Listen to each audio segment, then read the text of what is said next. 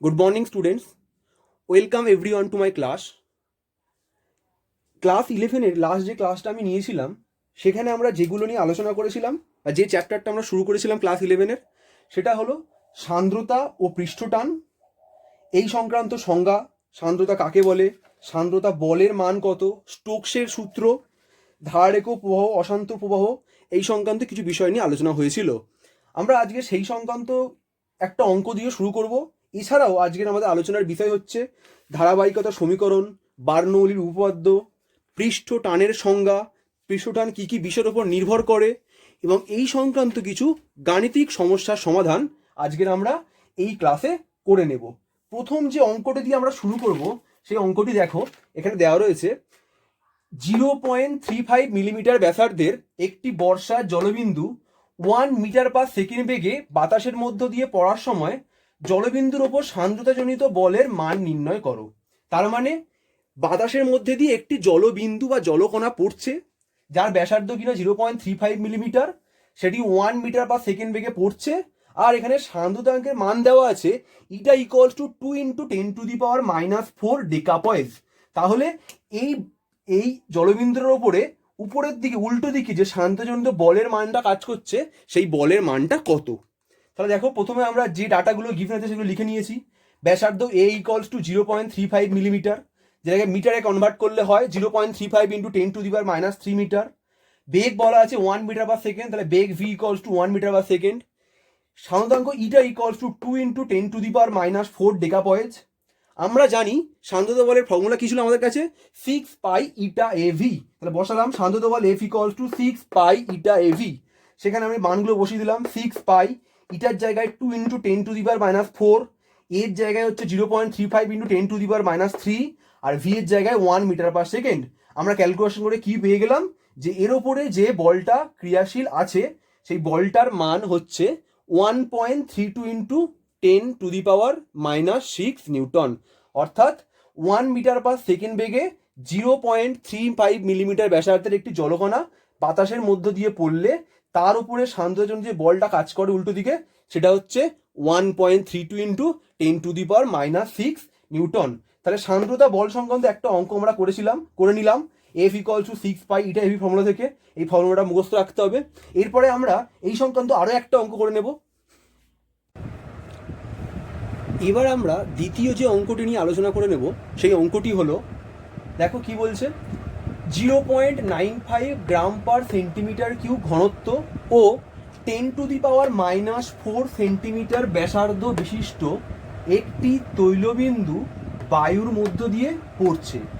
বায়ুর ঘনত্ব 0.0013 gram per centimetre cube এবং সান্দ্রতাঙ্ক 181 × 10⁻⁻6 CGS ইউনিট হলে তৈলবিন্দুটির প্রান্তীয় বেগ নির্ণয় করো।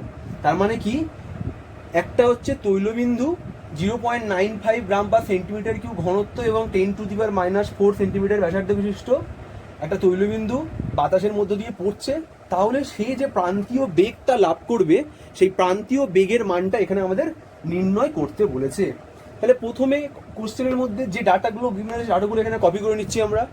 রো মানে তৈলবিন্দুর ঘনত্ব হচ্ছে 0.95 গ্রাম পার সেন্টিমিটার কিউব, ব্যাসার্ধ 10⁻⁻4 সেন্টিমিটার, বাতাসের ঘনত্ব sigma equals to 0.0013 gram per centimetre cube, আর বলা আছে সান্দ্রতাঙ্কের মান CGS ইউনিটে হচ্ছে 181 × 10⁻⁻6।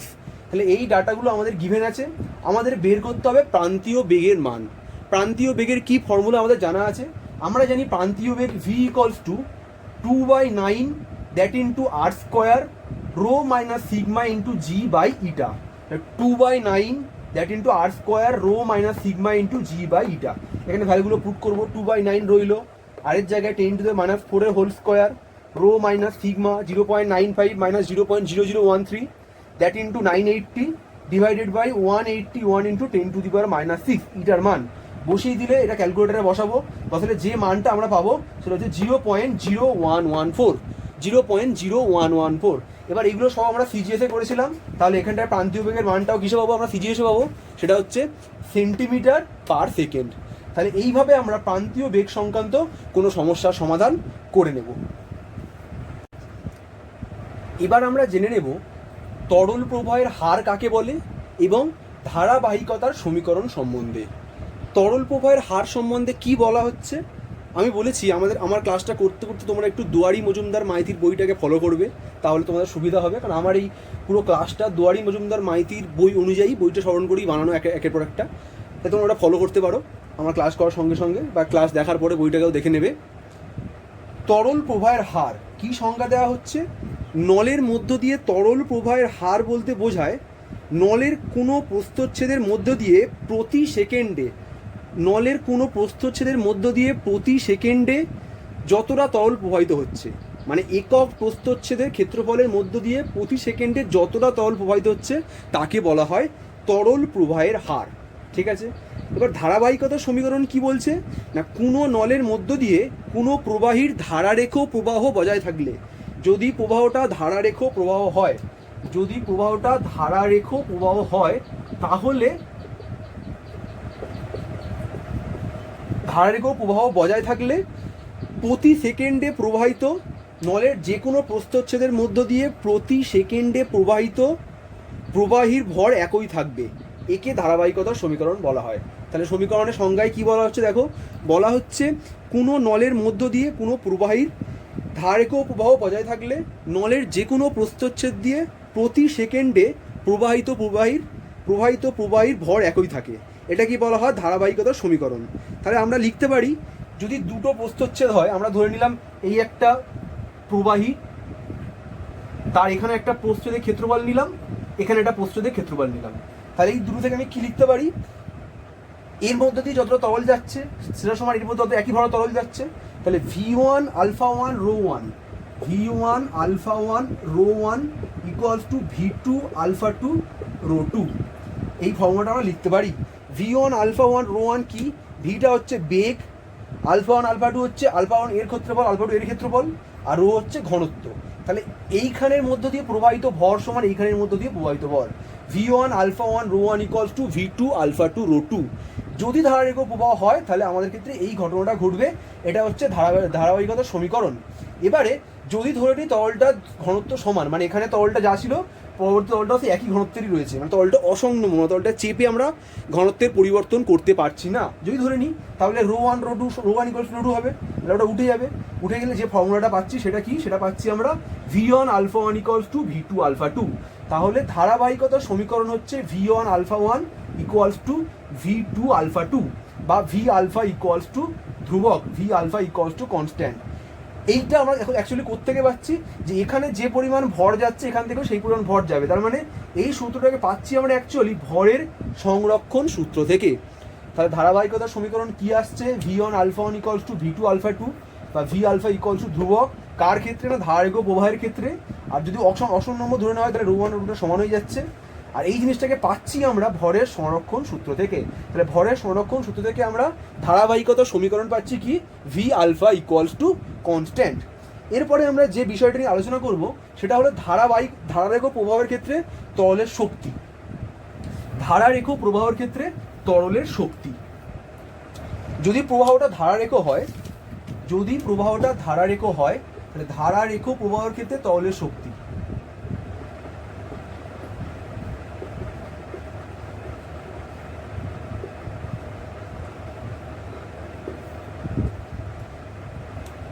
একটা প্রবাহী তরলের কোনো একটা নির্দিষ্ট বিন্দুতে তিনটি শক্তি কাজ করতে পারে। একটা প্রবাহী তরলের কোনো একটা নির্দিষ্ট বিন্দুতে শক্তি তিন প্রকারের হতে পারে।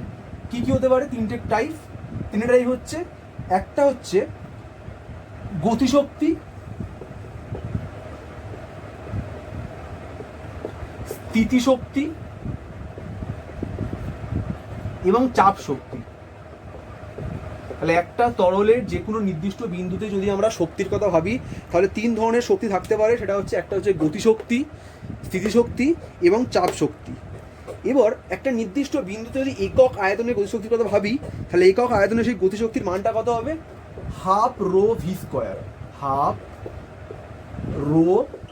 স্কোয়ার, এটা হচ্ছে গতিশক্তির মান প্রতি একক আয়তনে। ঠিক আছে, এবার যদি স্থিতিশক্তির মান দেখি আমরা তাহলে কি হবে? Rho g h. আচ্ছা, এই রোটা এটা কিভাবে আসছে যদি আমরা ভাবি একটুখানি, গতিশক্তি একক আয়তনে গতিশক্তি, তাহলে half m v square by আয়তন দিয়ে ভাগ করছি, তাহলে কি পেয়ে যাবো তখন? হাফ এম ভি স্কোয়ারকে আয়তন দিয়ে ভাগ করলে কি পাবো? এম বাই ভি সমান rho, half rho v square. Similarly আমরা যদি m g h by v করি, m g h by capital V আয়তন দিয়ে ভাগ করি, তাহলে আমরা পাবো কি? Rho g H. আর চাপ শক্তির যে মানটা আমরা পাচ্ছি, যদি ওই তরলের যে কোনো বিন্দুতে চাপ পি হয়, তাহলে একক আয়তনে চাপ শক্তি হচ্ছে পি। তাহলে একটা ধারারেখ প্রবাহের ক্ষেত্রে যখন তরল প্রবাহিত হচ্ছে, তার যে কোনো একটা বিন্দুতে গতিশক্তির একক আয়তনের গতিশক্তির মান হচ্ছে হাফ রো ভি স্কোয়ার, স্থিতিশক্তির মান হচ্ছে রো জি এইচ, আর চাপ শক্তির মান হচ্ছে পি। এই তিনটের যোগফল বার্নৌলির উপপাদ্য অনুসারে, এই তিনটের যোগফল হচ্ছে ধ্রুবক। তাহলে বার্নৌলির উপপাদ্য অনুসারে আমরা বলতে পারি এই তিনটের যোগফল ধ্রুবক। তাহলে বার্নৌলির উপপাদ্য আমরা কি পাচ্ছি? বার্নৌলির উপপাদ্য অনুসারে তরলের যে কোনো বিন্দুতে গতিশক্তি, স্থিতিশক্তি এবং চাপ শক্তির মোট পরিমাণ ধ্রুবক। মানে একটা প্রবাহিত তরল হচ্ছে, তার কোনো একটা বিন্দুতে চাপ শক্তি বেশি হতে পারে, গতিশক্তি তার তুলনায় কম হতে পারে, এখানের থেকে এখানে চাপ শক্তি বেশি হতে পারে, এখানের তুলনায় এখানে গতিশক্তি বেশি হতে পারে, এর স্থিতিশক্তি সমান হতে পারে, কিন্তু মোট পরিমাণটা সে এই প্রস্থচ্ছেদের ক্ষেত্রফলের ক্ষেত্রে যা হবে, এই প্রস্থচ্ছেদের ক্ষেত্রফলের ক্ষেত্রে তাই হবে, অর্থাৎ মোট শক্তির পরিমাণটা ধ্রুবক। তাহলে বার্নৌলির উপপাদ্য অনুসারে আমরা কি পাচ্ছি? এই half rho v square plus rho g h plus p, half rho v square plus rho g h plus v equals to ধ্রুবক।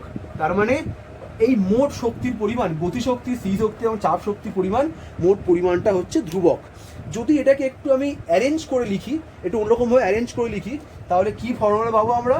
V square by two g, একটু অ্যারেঞ্জ করছি, অন্য কিছু নয়, v square by two g plus h plus p by rho g, plus p by rho g. কি করা হলো না, আমরা রোজি দিয়ে প্রত্যেকটাকে ডিভাইড করলাম, তাহলে কি হলো? এখানে রোজি ডিভাইড করলে রোটা কেটে যাচ্ছে, ভি স্কোয়ার বাই টু জি, এখানে রোজি দিয়ে ডিভাইড করলে এইচ পড়ে থাকছে, এখানে পি কে ডিভাইড করলে পি বাই রোজি হচ্ছে, এটা সমান হচ্ছে ধ্রুবক।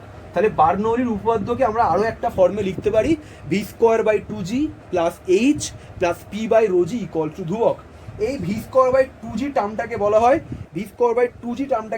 বেগ শীর্ষ, এই v square by two g টার্মটাকে বলা হয় বেগ শীর্ষ, এই এইচ টার্মটাকে বলা হয় উচ্চতা শীর্ষ, আর পি টার্মটাকে বলা হয় চাপ শীর্ষ, এই পি টার্মটাকে বলা হয় চাপ শীর্ষ। তাহলে বার্নৌলির উপপাদ্য আমরা কি পাচ্ছি না, গতিশক্তি, স্থিতিশক্তি এবং চাপ শক্তির মোট পরিমাণটা হচ্ছে ধ্রুবক। তাহলে half rho v square plus rho g h plus p সমান ধ্রুবক কোনো একক আয়তনের ক্ষেত্রে। এটাকে একটু অ্যারেঞ্জ করে আমরা লিখতে পারি, v square by two g plus h plus p by rho g equal to ধ্রুবক। মানে বেগ শীর্ষ প্লাস উচ্চতা শীর্ষ প্লাস চাপ শীর্ষ, তিনটের সমষ্টি হচ্ছে ধ্রুবক। এটাই হচ্ছে বার্নৌলির উপপাদ্য। তাহলে বার্নৌলির উপপাদ্য যদি আমরা বলি স্টেটমেন্ট কি হবে, তাহলে কি হবে না, ধারারেখ প্রবাহের ক্ষেত্রে আদর্শ তরলের যে কোনো বিন্দুতে বেগ শীর্ষ, উচ্চতা শীর্ষ এবং চাপ শীর্ষর মোট যোগফল ধ্রুবক। ঠিক আছে, তাহলে বার্নৌলির উপপাদ্য অনুসারে আমরা কি ফর্মুলা পেতে পারি, সেটা হচ্ছে বেগ শীর্ষ, উচ্চতা শীর্ষ এবং চাপ শীর্ষ এর মোট পরিমাণ হচ্ছে ধ্রুবক একটি ধারারেখ প্রবাহের ক্ষেত্রে। এই হচ্ছে বার্নৌলির উপপাদ্যের আলোচনা। এবার বার্নৌলির উপপাদ্য সংক্রান্ত কিছু প্রয়োগ আমরা জেনে নেব, বার্নৌলির উপপাদ্য সংক্রান্ত কিছু প্রয়োগ সম্বন্ধে আমরা আলোচনা করে নেব।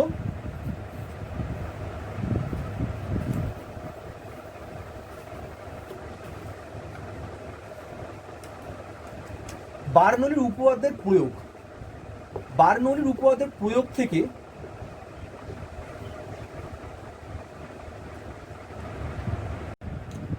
বার্নৌলির উপপাদ্য থেকেই আমরা পাই, বার্নৌলির উপপাদ্যের প্রয়োগ ঘটিয়ে বা বার্নৌলির উপপাদ্য আলোচনার মাধ্যমেই আমরা পাই টরিসেরির উপপাদ্য।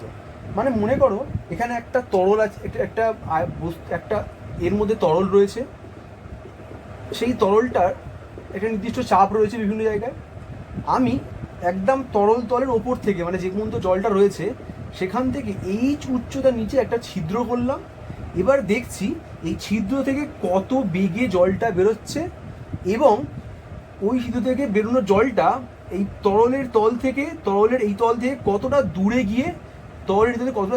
গিয়ে ভূমিতে স্পর্শ করছে। তাহলে বার্নৌলির উপপাদ্যের প্রয়োগের সাহায্যে আমরা টরিসেরির উপপাদ্য পাচ্ছি কি না, তরলের তল থেকে এইচ উচ্চতা নিচে এখানে একটা ছিদ্র থাকলে সেই ছিদ্র দিয়ে কত বেগে তরল বেরোবে, আর সেই বেগটা হচ্ছে √2gh। তাহলে টরিশালি উপপাদ্য অনুসারে আমরা বলতে পারি যে কোনো ক্ষুদ্র ছিদ্র দিয়ে তরলের নির্গমন বেগ ওই তরলের মুক্ত পৃষ্ঠ থেকে ছিদ্রের তরল পর্যন্ত কোনো বস্তু অবাধে অবতরণ করলে যে বেগ অর্জন করে তার সমান। তাহলে টরিশালি উপপাদ্য কি, এখান থেকে কোনো একটা বস্তু এই উচ্চতা পড়লে এখানে আসার পরে যে বেগটা অর্জন করে সেটা কত, √2gh, সেই বেগেই এখান থেকে জলটা বেরোবে। এবার যদি ধরি আমরা এই তরলের ওপরের পৃষ্ঠ থেকে এইখানের উচ্চতা h এবং এখান থেকে ভূমির উচ্চতা h1, তাহলে ও যতটা দূরত্বে গিয়ে ভূমি স্পর্শ করবে এই যে অনুভূমিক যে দৈর্ঘ্যটা যাচ্ছে সেটা x = কী হবে, 2 × √h × h1। তাহলে টরিশালি উপপাদ্য থেকে আমরা কি পাচ্ছি, এখান থেকে বাতাসটা জলটা যে বেগে বেরোবে সেই জলটা হচ্ছে v = √2gh, আর এই জলটা যতটা দূরে গিয়ে অনুভূমিক দূরত্ব অতিক্রম করবে সেটা হচ্ছে x = 2 × √h × h1। তাহলে এই হচ্ছে বার্নৌলি উপপাদ্য থেকে টরিশালি উপপাদ্য এখানে পেলাম। বার্নৌলি উপপাদ্যের প্রয়োগের মধ্যে আমরা আরও একটা জিনিস পাই, সেটা হচ্ছে ভেঞ্চুরি মিটার। ভেঞ্চুরি মিটার কি না, ভেঞ্চুরি মিটার হলো এমন একটা যন্ত্র যার সাহায্যে তরল প্রবাহের হার মাপা হয়। তাহলে ভেঞ্চুরি মিটারের সাহায্যে তরল প্রবাহের হার মাপা হয়। ভেঞ্চুরি মিটার কীরকম দেখতে হয়, এইরকম দেখতে হয়। এই যে মনে করো একটা জায়গায় একটু সরু, একটা জায়গায় প্রস্থের ক্ষেত্রফলটা কম হয়ে গেছে, যদি এখানের প্রস্থের ক্ষেত্রফলটা a1 আর এখানের প্রস্থের ক্ষেত্রফলটা a2 ধরি, আর এই যেখানে প্রস্থের ক্ষেত্রফল বেশি সেখানে একটা ছিদ্র করে উপরের দিকে একটা নল তোলা আছে, সেখানে যদি এই উচ্চতা পর্যন্ত জল ওঠে, আর যেখানে ছোট সেখানে যদি এই উচ্চতা পর্যন্ত জল ওঠে, অর্থাৎ দুটো নলের মধ্যে উচ্চতার পার্থক্য যদি h থাকে, এই দুটো অংশের ক্ষেত্রফল যদি a1 আর a2 হয়, তাহলে আমরা বলতে পারি যে হারে এর মধ্য দিয়ে তরল প্রবাহিত হবে বা তরল প্রতি সেকেন্ডে প্রবাহিত তরলের আয়তন বা তরল প্রবাহের হার v = কী হবে, a1 × a2 √2gh/a1² - a2²।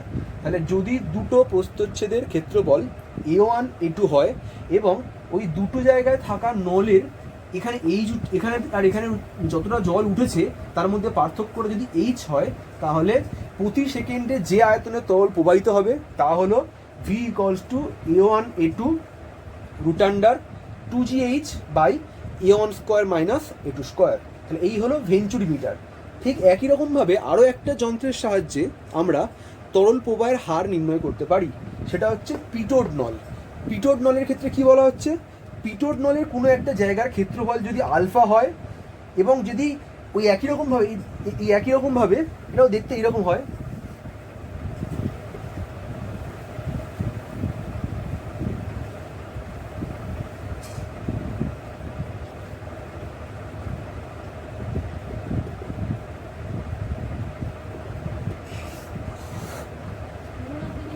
যদি দুটো এই নলের মধ্যে তরলের পার্থক্য h হয় আর এর ক্ষেত্রফল যদি আলফা হয়, তাহলে প্রতি সেকেন্ডে যে পরিমাণ তরলটা প্রবাহিত হয় পিটোড নলের ক্ষেত্রে সেটা হচ্ছে v = α × √2hg। তাহলে টরিশালি উপপাদ্য, ভেঞ্চুরি মিটার, পিটোড নল, এখানে আমরা বার্নৌলি উপপাদ্যের প্রয়োগ দেখলাম। এছাড়াও বার্নৌলি উপপাদ্য সংক্রান্ত কয়েকটা ব্যাখ্যামূলক কোশ্চেন অনেক সময় আসে, কীরকম যে দ্রুতগামী ট্রেনের কাছে দাঁড়ানো উচিত নয় কেন, বা স্প্রেয়ার বা অ্যাটোমাইজার কীভাবে কাজ করে। তাহলে স্প্রেয়ার বা অ্যাটোমাইজার কি, জলটা যখন নিচ থেকে ওপরের দিকে উঠছে, স্প্রেয়ার বা অ্যাটোমাইজারটা কি, জল যখন একটা পাত্র থেকে ওপরের দিকে উঠছে, একটা পাইপ লাগানো আছে, এখান থেকে জলটা ওপরের দিকে উঠলো আর এখানটায় আমরা একটা বাতাস দিচ্ছি, তাহলে কি হবে, জলটা এখান থেকে আমরা ছড়িয়ে পড়বে একটা নির্দিষ্ট চাপ নিয়ে। এখানে একটা ছিদ্র মতো করা আছে, সেখান থেকে একটা বায়ু যে চাপটা দেবে সেই চাপে ছড়িয়ে পড়বে। তাহলে এই স্প্রেয়ার বা অ্যাটোমাইজার কী করে কাজ করে তোমার বইয়ে আছে, দেখে নেবে স্প্রে বা অ্যাটোমাইজারের কাজ। দ্রুতগামী ট্রেনের কাছে দাঁড়ানো নিরাপদ নয় কেন, দ্রুতগামী ট্রেনের কাছে দাঁড়ানো নিরাপদ নয় কারণ হচ্ছে, দেখো যখন একটা ট্রেন যাচ্ছে তখন ট্রেন তার সংলগ্ন বায়ুকেও নিয়ে যাচ্ছে ক্রমশ। একটা ট্রেন যখন এক জায়গা থেকে অন্য জায়গায় যাচ্ছে তখন তার সংলগ্ন বায়ুকেও নিয়ে যাচ্ছে, তার ফলে এই ট্রেনের কাছাকাছি জায়গায় বায়ুর চাপ অনেকটা কমে যায়।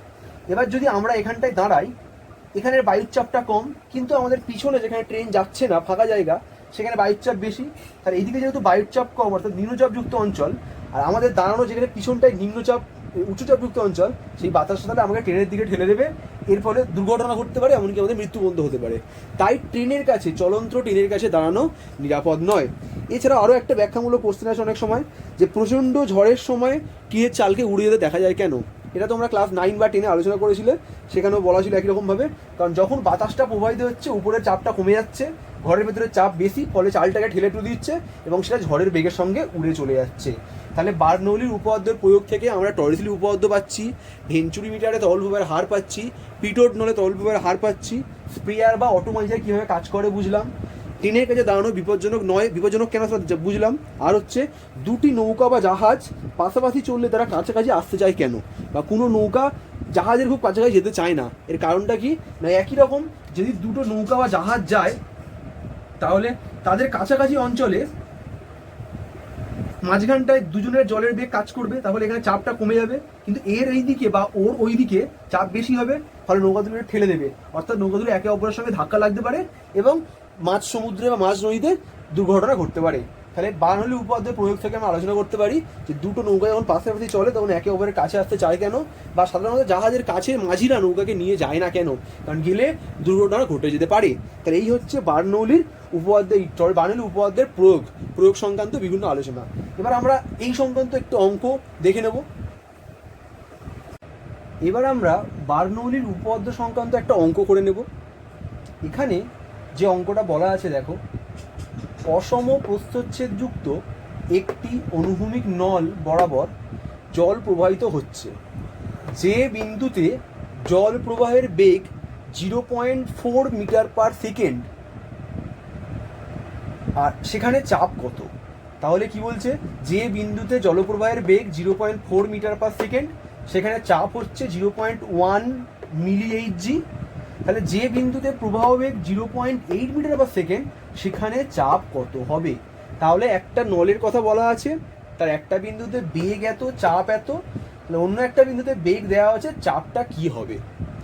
বার্নৌলির উপপাদ্য অনুসারে আমরা কি জানি, কি ফর্মুলা ছিল আমাদের কাছে, half rho v square plus rho g h plus p equals to ধ্রুবক। তাহলে সেখান থেকে লিখতে পারি half rho v square plus p one, half rho v one square plus p one plus rho g h. এবার যেহেতু এই তলটা বলা আছে অনুভূমিক তল, তাহলে এখানে উচ্চতা যা হবে এখানে উচ্চতা তাই হবে। তাই দুদিক থেকে আমাদের ওই বেগ সংক্রান্ত উচ্চতা শীর্ষ সংক্রান্ত রাশিটা না বসালেও চলবে। তাহলে অনুভূমিক যেহেতু নল, তাই অনুভূমিক নলের ক্ষেত্রে আমরা অ্যাজিউম করতে পারি ওই ওখানটায় এ পার্টটাকে বাদ দিয়ে দিলাম আমরা, উচ্চতা শীর্ষ পার্টটাকে দিয়ে আমরা কি পাচ্ছি, half rho v one square plus p one equals to half rho v two square plus p two. তাহলে বার্নৌলি উপপাদ্য অনুসারে একটা অনুভূমিক নলের জন্য আমরা লিখতে পারি half rho v one square plus p one equals to half rho v two square plus p two, বা এখানে লিখতে পারি p two equals to p plus p one plus half rho v two square minus v one square. যদি আমরা এখানটায় এই প্রত্যেকটা মানকে বসিয়ে দিই, এখানটায় পি এর কি মান আছে, h rho g p one 0.1 into 13.6 into 10 q that into 9.8, এটা জি এর মান, এটা এইচ এর মান, এটা হচ্ছে এটা রো এর মান, এটা এইচ এর মান, প্লাস হাফ রো বসালাম, v two square minus v one square বসালাম। যদি বসাই v two square minus v one square, তাহলে আমরা এইটা পুরো ক্যালকুলেশন করে এখান থেকে চাপের যে মানটা পাবো সেটা কত হবে না 13088 ক্যালকুলেশনটা করলে আমরা চাপের মানটা পাবো p two equals to 13088 newton per metre square, এটা হচ্ছে চাপের মান। এবার এই চাপটাকে যদি আমরা মানে রেসপেক্টে পারদের উচ্চতার রেসপেক্টে লিখতে চাই, তাহলে কি করতে হবে, আমাদের এটাকে ভাগ করতে হবে কি দিয়ে, এটাকে ভাগ করতে হবে 13 রো আর জি দিয়ে। তাহলে 13.6 into 10 to the power 3, 13.6 into 10 to the power 3 into 9.8। এটা বসালে ক্যালকুলেশন করলে আমরা কি পাচ্ছি, যে মানটা পাচ্ছি সেটা হচ্ছে 0.0982 এত মিলিমিটার এইচজি। তাহলে আমরা ওই যে বিন্দুতে বেগটা এত, সেই বিন্দুতে চাপটা কত হবে, যদি আমরা নিউটন পার মিটার স্কোয়ারে বলি তাহলে শুধু এইটা, আর যদি আমরা পারদের উচ্চতা দিয়ে এক্সপ্রেস করতে চাই তাহলে কি হবে 0.0982 মিটার এইচজি। তাহলে এত মিটার এইচজি পারদের চাপ আমরা সেই বিন্দুতে পাবো। তাহলে বার্নৌলির উপপাদ্যের প্রয়োগ সংক্রান্ত একটা অঙ্ক আমরা আলোচনা করে নিলাম। এবারে আমরা চলে যাব তলের পৃষ্ঠটান সংক্রান্ত আলোচনায়। তরলের পৃষ্ঠটান। তরলের পৃষ্ঠটান কাকে বলা হয়? আচ্ছা, আমরা দেখে থাকবো যে আমরা যদি পুকুর বা কোনো ডোবাতে লক্ষ্য করি বা হ্রদে লক্ষ্য করি, তাহলে দেখবো জলের ওপর দিয়ে কিছু পোকা বেরিয়ে যাচ্ছে। তারা কিন্তু জলের মধ্যে ডুবে যায় না, তাদের পাগুলো যেখানে পড়ছে সেখানটা একটু নিচু হয়ে যায়, ওই তলটা একটু নিচু হয়ে যায়, তাই না? এরকমভাবে একটু তলটা নিচু হয়ে যায়। অ্যাকচুয়াল জলের যে পৃষ্ঠ যত উচ্চতা অবস্থান করছে তার থেকে সামান্য একটু নিচু হয়ে যায় একটা পোকা যদি জলের উপর দিয়ে যায়। তার মানে আমরা ভাবতে পারি এখানে জলপৃষ্ঠটা বা তরল পৃষ্ঠটা কেমন একটা যেন রবারের টান রবারের মতো কাজ করছে। টান রবারের উপর যেমন আমরা কিছু বস্তু রাখলে বা হাত রাখলে কি হয়, একটুখানি নেমে যায়, ঠিক সেরকমই এই উপরের তলটা রবারের পৃষ্ঠের মতো কাজ করছে। এখানে যখন এই কোনো একটা পোকা, জলের পোকা যাচ্ছে, তখন তার পাগুলো যেখানে পড়ছে সেখানে নিচু হয়ে যাচ্ছে এবং সে জলের উপর দিয়ে চলে যাচ্ছে, জলে ডুবে যাচ্ছে না। তাহলে এই ঘটনাটা ঘটে কোনো কীটপতঙ্গের ক্ষেত্রে, সেটা হচ্ছে কারণ ঘটে তরলের পৃষ্ঠটানের জন্য। তরলের পৃষ্ঠটানের কী সংজ্ঞা দেওয়া হচ্ছে? তরলের মুক্ত পৃষ্ঠে সর্বদা একটি টান কাজ করে এবং তরল পৃষ্ঠ টান করে রাখা পাতলা রবারের মতো আচরণ করে। তরল পৃষ্ঠে ক্রিয়াশীল এই বলকেই বলা হয় পৃষ্ঠটান। তরল পৃষ্ঠে ক্রিয়াশীল এই টানটি হলো পৃষ্ঠটান। তাহলে সেই পৃষ্ঠটান আমরা কেন কাজ করছে, মানে টানটা কেন কাজ করছে? যদি আমরা এইখানের একটা তরল কণাকে ভাবি, তাহলে এর ওপরে তার আশেপাশে তরল কণাগুলো আকর্ষণ করছে, তাহলে এর ওপরে নেট ফোর্স কত হবে? 0 হবে। কিন্তু যদি আমরা এইখানটাই ভাবি, তাহলে এর উপরের দিকে কোনো জলবিন্দু নেই, কোনো জলকণা নেই, তাহলে কেউ কাউকে আকর্ষণ করছে না, শুধুমাত্র নিচের দিকে আকর্ষণ করছে। তাহলে এর লব্ধি পাবো আমরা ঠিক এই দিকে একটা বল, এর লব্ধি পাবো আমরা এই নিচের দিকে একটা বল। তার মানে আমরা দেখতে পাবো তরল পৃষ্ঠের উপরে প্রত্যেকটা বিন্দুতে একটা টান নিচের দিকে কাজ করছে। এটাকেই বলা হয় পৃষ্ঠটান। কি বলছে? কোনো তরলের মুক্ত পৃষ্ঠের উপর একটি রেখা কল্পনা করা হলো, ওই রেখার সঙ্গে লম্বভাবে এবং পৃষ্ঠতলের সঙ্গে স্পর্শকীয়ভাবে রেখাটির প্রতি একক দৈর্ঘ্যের ওপর কোনো একদিকে যে বল ক্রিয়া করে তার দ্বারাই ওই তরলের পৃষ্ঠটানের পরিমাপ করা হয়। তার মানে এর ওপর যদি আমরা একটা রেখা কল্পনা করি, সেই একক দৈর্ঘ্যে যে টানটা কাজ করছে তাকেই বলা হচ্ছে পৃষ্ঠটান। পৃষ্ঠটানের একক কি? একক দৈর্ঘ্যে ক্রিয়াশীল বল, তার মানে ডাইন পার সেন্টিমিটার বা নিউটন পার মিটার। তাহলে পৃষ্ঠটানের একক হচ্ছে ডাইন পার সেন্টিমিটার বা নিউটন পার মিটার।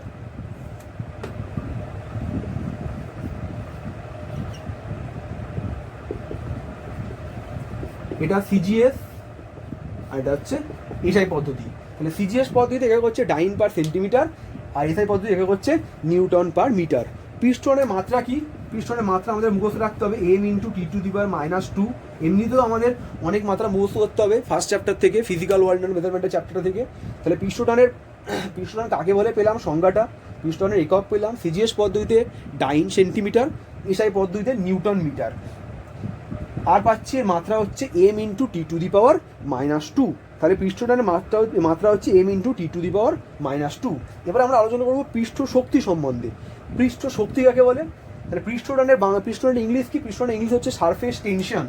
পৃষ্ঠটানের ইংলিশ হচ্ছে সারফেস টেনশন। আর পৃষ্ঠ শক্তির ইংলিশ কি? পৃষ্ঠ হচ্ছে সারফেস এনার্জি। তাহলে পৃষ্ঠ টান সংক্রান্ত আলোচনা আমরা করলাম। এবার আলোচনা করবো আমরা পৃষ্ঠ শক্তি সংক্রান্ত। সারফেস এনার্জি, পৃষ্ঠ শক্তি বা সারফেস এনার্জি কি বলছে? তরল পৃষ্ঠের ক্ষেত্রফলে একক পরিমাণ বৃদ্ধি করতে যে কার্য করা হয়। তাহলে তরল পৃষ্ঠের ক্ষেত্রফলের টান নিচের দিকে কাজ করছে, তার বিরুদ্ধে কাজ করে আমরা যদি তরলের পৃষ্ঠতলকে বাড়াতে চাই, তাহলে যে পরিমাণ কার্য করতে হয় একক পরিমাণ বৃদ্ধির জন্য, যে পরিমাণ কার্য করতে হয় তাকে বলা হয় তরলের পৃষ্ঠ শক্তি। তরলের পৃষ্ঠ শক্তির একক মাত্রা কি হবে?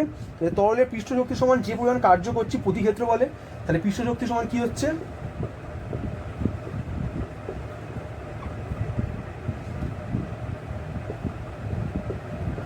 কার্য বাই ক্ষেত্রফল। এখানে যদি কার্য বাই ক্ষেত্রফল আমরা বসাই, কি পাবো? m×10⁻², কার্যের মাত্রা m×10⁻² বাই l²। তাহলে পেয়ে যাচ্ছি m×10⁻²। তাহলে পৃষ্ঠ শক্তির মাত্রা হচ্ছে m×10⁻²। পৃষ্ঠ শক্তির একক কি হয়? পৃষ্ঠ শক্তির একক হয় কার্য বাই ক্ষেত্রফল। তাহলে কি হবে? জুল পার মিটার স্কোয়ার আর আর্ক পার সেন্টিমিটার স্কোয়ার। তাহলে জুল পার মিটার স্কোয়ার এটা হচ্ছে এসআইতে, আর সিজিএসে কি হবে?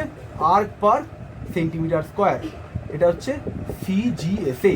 তাহলে পৃষ্ঠ শক্তির মাত্রা এসআই পদ্ধতিতে জুল পার মিটার স্কোয়ার এবং সিজিএস পদ্ধতিতে আর পার সেন্টিমিটার স্কোয়ার। এবার যদি বলে পৃষ্ঠটান ও পৃষ্ঠ শক্তির মধ্যে সম্পর্ক কি, তাহলে প্রতি একক ক্ষেত্রফলে সি শক্তি অর্থাৎ পৃষ্ঠ শক্তির সংখ্যাগতভাবে তলের পৃষ্ঠটানের সমান। যদি আমাকে বলে এই পৃষ্ঠ শক্তি আর পৃষ্ঠ টানের মধ্যে কি সম্পর্ক আছে, তাহলে কি বলবো না প্রতি একক ক্ষেত্রফলে পৃষ্ঠ শক্তির পরিমাণটা, প্রতি একক ক্ষেত্রফলে পৃষ্ঠ শক্তির পরিমাণটা পৃষ্ঠ টানের সমান। তাহলে প্রতি একক ক্ষেত্রফলে পৃষ্ঠ শক্তির যেটা পরিমাণ সেটাই হচ্ছে পৃষ্ঠ টান। তাহলে পৃষ্ঠ টান পৃষ্ঠ শক্তির সম্পর্ক হচ্ছে প্রতি একক ক্ষেত্রফলে পৃষ্ঠ টানের পরিমাণ পৃষ্ঠ শক্তির সমান। ঠিক আছে, আচ্ছা এবার আমরা দেখবো পৃষ্ঠটান কী কী বিষয়ের ওপর নির্ভর করে, মানে পৃষ্ঠটান কোন কোন বিষয়ের ওপর ডিপেন্ডেবল। কি বলছে, তাপমাত্রা, তাহলে তাপমাত্রা পৃষ্ঠটান কী কী বিষয়ের ওপর নির্ভরশীল, কী কী কী কী কী কী বিষয়ের ওপর ডিপেন্ডেবল বা নির্ভরশীল।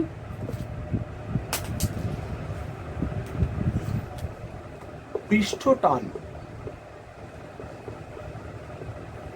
পৃষ্ঠটান যে কটা বিষয়ের উপর নির্ভরশীল সেটা হলো, প্রথম হচ্ছে তরলের তাপমাত্রা। যে তরলটার পৃষ্ঠটান আলোচনা করছি সেই তরলটার তাপমাত্রার উপরে নির্ভর করে। কিভাবে নির্ভর করে, তাপমাত্রা বাড়ালে তরলের পৃষ্ঠটান কমে, তাপমাত্রা কমালে তরলের পৃষ্ঠটান বাড়ে। ঠিক আছে, তাই তাপমাত্রার সঙ্গে তাপমাত্রার সঙ্গে ব্যস্ত নদীর সম্পর্কে নির্ভর করছে। তাপমাত্রা বাড়ালে পৃষ্ঠটান কমবে, কমালে পৃষ্ঠটান বাড়বে। তাহলে এটা যদি কমাই আমাদের তাহলে পৃষ্ঠটানটা হচ্ছে বাড়ছে। ঠিক আছে, আচ্ছা তারপরে বলা হচ্ছে দূষণ, মানে যে তরলটা আমরা ইউজ করছি সেই তরলে যদি কোনো দূষণ থাকে তাহলে দূষণের ক্ষেত্রে কি হয়, দূষণ হচ্ছে কোনো অপদ্রব্য দ্বারা দূষিত হলে সাধারণভাবে ওই তরলের পৃষ্ঠটান কমে যায়। যেমন জলের ওপর তেল বা চর্বি জাতীয় পদার্থ ফেললে সেটি সরের মতো ভাসতে থাকে, একে পৃষ্ঠটান বলা হয়। তাহলে তরলের ওপর কোনো দূষিত পদার্থ থাকলে কী হবে, দূষিত পদার্থ থাকলে তরলের পৃষ্ঠটান কমে যাচ্ছে। যদি তরলের উপর কোনো দূষিত পদার্থ থাকে বা দূষণ মিশ্রিত হয়ে থাকে তাহলে তরলের পৃষ্ঠটান কমে যায়। আরও একটা পয়েন্ট কি হলো, আরও একটা পয়েন্ট কি পাচ্ছি আমরা, এটা বলছে দ্রবীভূত বস্তুর উপস্থিতি। মানে যদি ওই তরলটার মধ্যে কোনো বস্তু দ্রবীভূত থাকে, যদি ওই তরলটার মধ্যে কোনো বস্তু দ্রবীভূত থাকে তাহলে সেই দ্রবীভূত বস্তুর উপস্থিতিও পৃষ্ঠটানকে ভ্যারি করায়। কি বলছে, তরলে অজৈব বস্তু দ্রবীভূত থাকলে ওই তরলের পৃষ্ঠটান বেড়ে যায়, আবার জৈব বস্তু দ্রবীভূত থাকলে পৃষ্ঠটান কমে যায়। তাহলে তরলে অজৈব বস্তু দ্রবীভূত থাকলে পৃষ্ঠটান বেড়ে যায়, আর জৈব বস্তু দ্রবীভূত থাকলে তরলের পৃষ্ঠটান কমে যায়। আরও দুটো ফ্যাক্টর আছে, একটা হচ্ছে তরলের উপস্থিত মাধ্যম, তরলের উপরে বায়ু আছে না অন্য কোনো মাধ্যম আছে। তাহলে তরলের উপস্থিত যে মাধ্যমটা অবস্থান করে সেই মাধ্যমের উপর নির্ভর করেও তরলের পৃষ্ঠটান চেঞ্জ হয়। কি বলছে, তরলের মুক্ত পৃষ্ঠের ওপর যে মাধ্যম থাকে তার প্রকৃতির উপর তরলের পৃষ্ঠটান নির্ভর করে। ঠিক আছে, শুকনো বায়ু থাকলে পৃষ্ঠটানের মান 72 ডাইন পার সেন্টিমিটার। শুকনো বায়ু থাকলে পৃষ্ঠটানের মান 72 ডাইন পার সেন্টিমিটার। কিন্তু একই উষ্ণতায় যদি জলীয় বাষ্প মিশ্রিত বায়ু থাকে তাহলে হয়ে যায় 70 ডাইন পার সেন্টিমিটার। তাহলে শুকনো বায়ুর ক্ষেত্রে পৃষ্ঠটান হচ্ছে, জলের পৃষ্ঠ হচ্ছে 72 ডাইন পার সেন্টিমিটার।